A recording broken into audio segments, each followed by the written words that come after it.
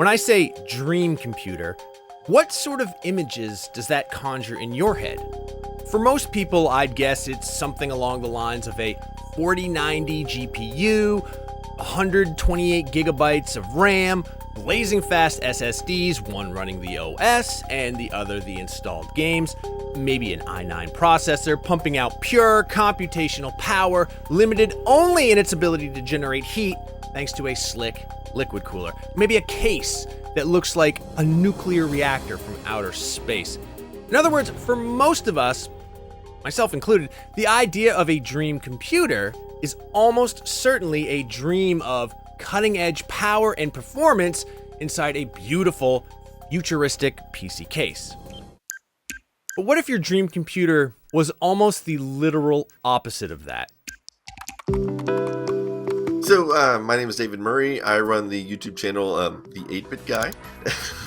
Hello! So it's time for an update on the manufacturer. For David Murray, YouTuber, game designer, and business owner, his dream PC was one that harkens back to a much simpler time in computer history, when 8-bit machines ruled and programming was as basic as, well, basic. Oh, I absolutely remember the first time I saw a computer.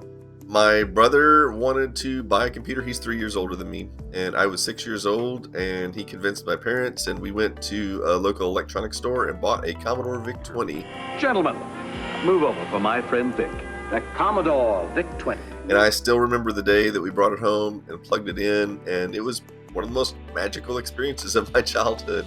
If you've ever found an old computer like a Commodore 64 or an Apple IIe, you've probably discovered firsthand that a 40-plus-year-old computer doesn't always like to do computer stuff anymore, or in a lot of cases, even power on. So what if I created something out of off-the-shelf parts that could run the Commodore 64 operating system that would give you that feeling of being on a Commodore, but not necessarily be, have that ball and chain where you're kind of stuck to those original parts that are so hard to find.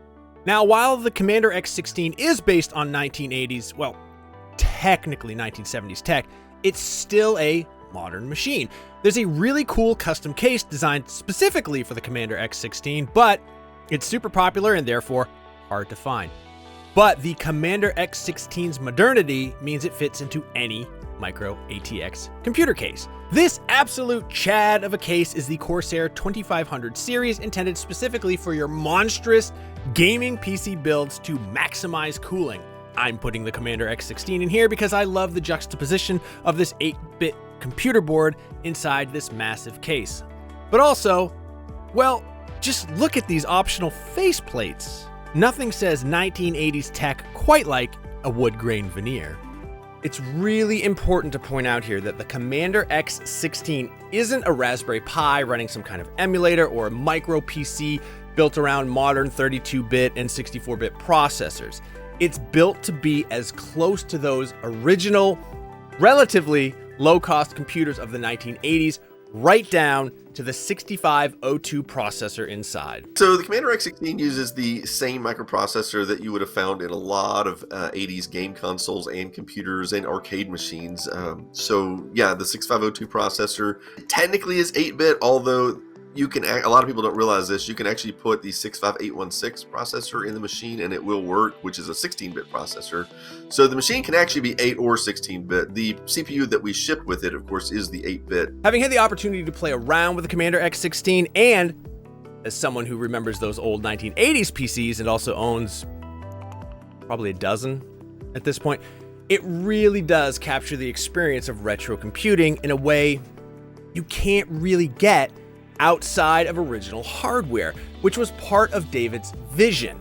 I just, I got to thinking about it one day and I'm like, most of the time I spend playing with Commodore 64 is coding. That's my favorite thing to do. I mean, I know a lot of people are more interested in nostalgia from the old games and stuff like that, but I just really enjoy sitting down and challenging myself to write some sort of code. Yeah, I've written a number of games for other systems, so a lot of the ones people will be familiar with is Planet X3, which I wrote, 3-4 years ago at this point. And then more recently was Pesky Robots. And this has been ported to over 20 different platforms now. So I'm really proud of that. In fact, 4 of the premier games that actually ship with the Commander were written by me. And it's not just David creating software for the Commander X16 either. There's a whole forum dedicated to the machine at www.commanderx16.com, as well as a vibrant and exceedingly friendly Facebook community. Yeah, we've got a very active developer community on the X16, and it's hundreds of people out there now developing things for it. We have at least 20 really well polished commercial quality games on there, and then we've got 5 or 6 musicians that just love making music on the X16 because of the sound chip that we have on there. And then we've got a few dozen coders that love writing code. Then we've got a whole group of people that like making graphics for the X16. So we all just kind of work together and then wind up making these products. And it's usually fun. A lot of people are not doing this for money. They're just doing it because they enjoy the challenge of writing games for it. The things David and the community are doing with this computer is really impressive. In fact, right before I spoke with David, he sent me an email casually letting me know they're working on getting the Commander X16 online. We have a prototype card here. It's not, this is very prototype. It does actually work. The final card will be much smaller than this. And but yeah, we've got a little Wi-Fi dev module on there. And eventually, the next rev of this card is going to integrate all this into one card, and it'll have an antenna sticking out the card edge side. But anyway, it does work as it is currently, and this has allowed me to develop a terminal program for the Commander. So now you can call bulletin board systems. Eventually, it'll be usable for multiplayer games and just all kinds of stuff. And I would say probably 90% of Commander X16 owners are willing to buy a game. And so I think the game market is going to keep growing. And then there's the other thing, which is you actually have 2 sources of revenue on the Commander. Is you can go Steam and then you can also sell to the Commander community. The Commander X16 is being developed in multiple stages, but David hopes ultimately the machine can be used for educational purposes, the sort of bare metal or very close to bare metal computer science us children of the 80s took for granted. The barrier to entry to program a modern computer is much bigger than it was with the VIC-20. But you hand them a Commander X16, sure, they're going to play some games and they're going to do some things like that, but then there's going to be that constant ready prompt sitting there waiting for them to do something. And as soon as they start typing some things and figuring out how it works, they're going to get hooked. And they're going to be able to learn how computers work in a more fundamental way than probably what most college kids learn today. Because when you go to take a college course on computer programming, there's 6 or 7 layers of abstraction between you and the actual computer when you're writing code, and that does not exist on the Commander X16. So from a fundamental understanding of how computers work, the X16 can offer something that I just don't think modern computers can.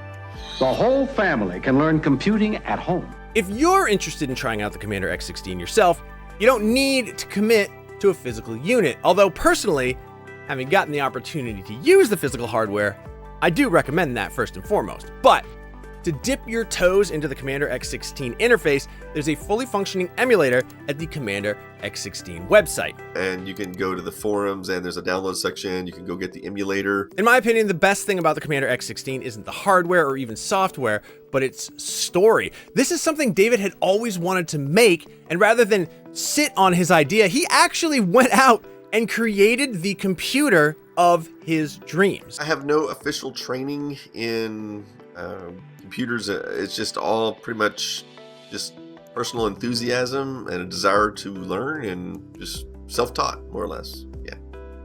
If you're interested in the multi-year process involved in taking a dream and making it a reality, I strongly recommend checking it out on David's YouTube channel, The 8-Bit Guy. Hello, and welcome back to the 8-Bit Guy. For some more retro techno goodness, check out this video where I clean up a nasty old copy of Donkey Kong Country for the Super NES.